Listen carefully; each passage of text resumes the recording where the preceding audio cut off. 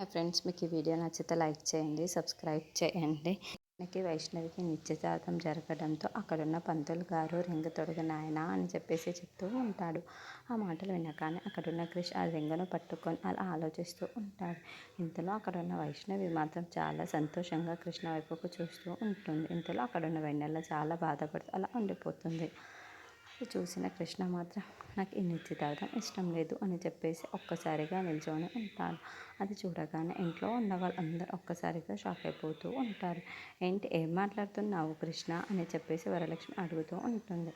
ఆ మాటలు వినగానే అక్కడున్న కృష్ణ మాత్రం అవును, మనసులో ఒకరిని పెట్టుకొని ఇంకొకరిని పెళ్లి చేసుకోవడం నాకు ఇష్టం లేదు. నేను ఈ పెళ్లి చేసుకోలేను, అలాగే ఈ నిశ్చితార్థాన్ని కూడా జరుపుకోలేను అని చెప్పేసి అంటూ ఉంటాడు. ఆ మాటలు వినగానే అక్కడున్న వైష్ణవి ఒక్కసారిగా షాక్ అయిపోయి నన్ను కాకుండా ఇంకెవరిని ప్రేమించావు కృష్ణ అని చెప్పేసి అడుగుతూ ఉంటుంది. ఆ మాటలు వినగానే అక్కడున్న కృష్ణ అయితే నేను మారిన వైష్ణవిని ప్రేమించాను, కానీ నిన్ను కాదు అని చెప్పేసి అంటాడు. ఆ మాటలు వినగానే అక్కడున్న వెన్నెల, వైష్ణవి, ఇంట్లో ఉన్న వాళ్ళందరూ అయితే ఒక్కసారిగా షాక్ అయిపోతూ ఉంటారు. ఇంతలో అక్కడున్న వెన్నెల మాత్రం మన కృష్ణ వైపుకు చూసి షాక్ అయిపోతూ ఉంటుంది. అది చూసిన వెన్నెల మాత్రం ఏంటి, నువ్వు ప్రేమించింది వెన్నెలానా అని చెప్పేసి అంటూ ఉంటుంది.